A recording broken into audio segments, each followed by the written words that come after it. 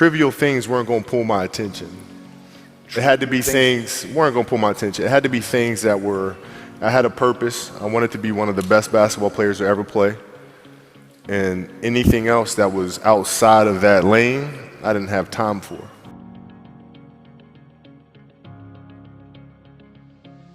The challenge, like I would watch Magic play, I'd watch Michael play, and I would see them do these unbelievable things, and I'd say, you know, can I get to that level? I don't know, but let's find out.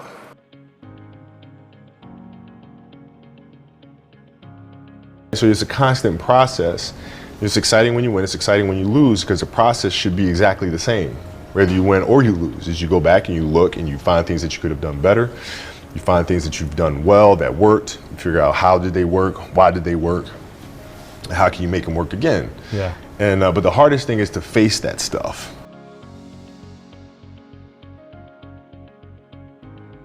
I'd play the game and I'd come home and I'd be sore and I'd be tired. And she wants to go swimming, she wants me to take her to the park, she wants to just jump on my back or whatever the case may be. You can't say, I'm too tired, I'm going to lay down. That's not fair. She don't know what the hell's going on, right? And if this was a game, you'd suck it up and play. I played games with the flu. I played games with 102-degree fever, man. Powerful. You can't do that. That is so powerful, right? man. You got to be on, man. Quality of the game. And people don't understand that. And worse than that, they're intimidated by that. And even worse, they try to discredit that because they do not have the level of passion and obsessiveness to get to that level. So they figure the best thing to do is to tear that level down.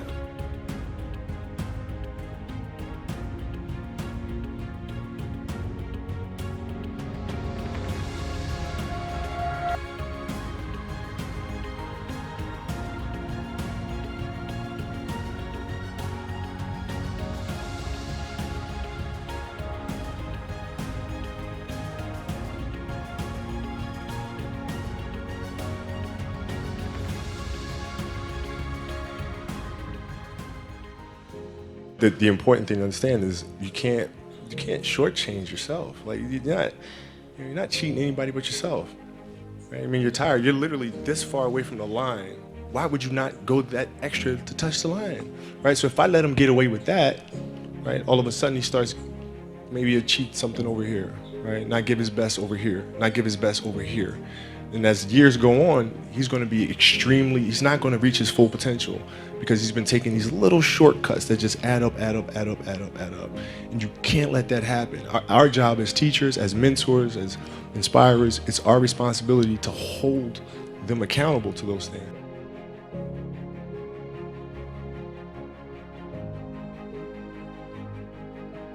Yeah, I mean, it's really simple. It's like whatever you're doing at that moment is what you're doing at that moment. You know, it's like that's where the obsessiveness is having attention to detail for the action that you are performing at the time you're performing it. And if you can have that kind of focus, you can't help but to have a certain level of obsession or attention to detail.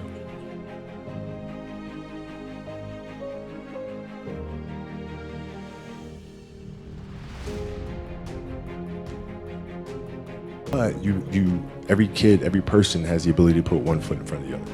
One step at a time. Right? So like if you're saying, okay, I'm going to climb Mount Everest, you're at the bottom of the mountain and you look up and you're going, I'm not going to climb Mount Everest, right? But if you break it down into sections, you just one foot in front of the other, one step at a time, next thing you know, you're at the top of the mountain.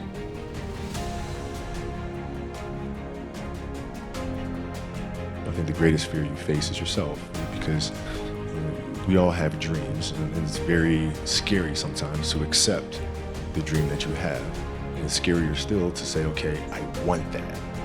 It's scary because you're afraid that if you put your heart and soul into it and you fail, then how are you going to feel about yourself, right? So being fearless means putting yourself out there and going for it. No matter what, go for it. Not for anybody else, but for yourself.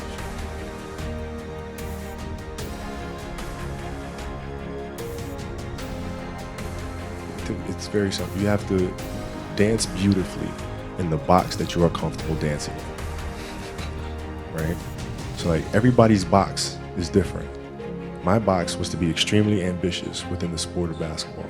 Your box is different than mine, right? Every kid here has their own box, but it doesn't mean that your box isn't as beautiful as mine, right? Everybody has their own. It's your job to try to perfect it and make it as beautiful of a canvas as you can make it. And if you have done that, then you have lived a successful life. You have lived with Mamba mentality.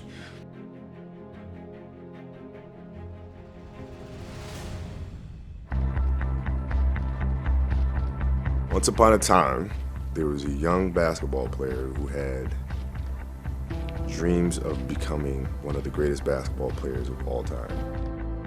My name is Kobe Bryant. I'm 17 years old with the hunger, the motivation, and a desire to be the best possible basketball player that I could be. He worked day and night, every day, for years and years and years and years and years.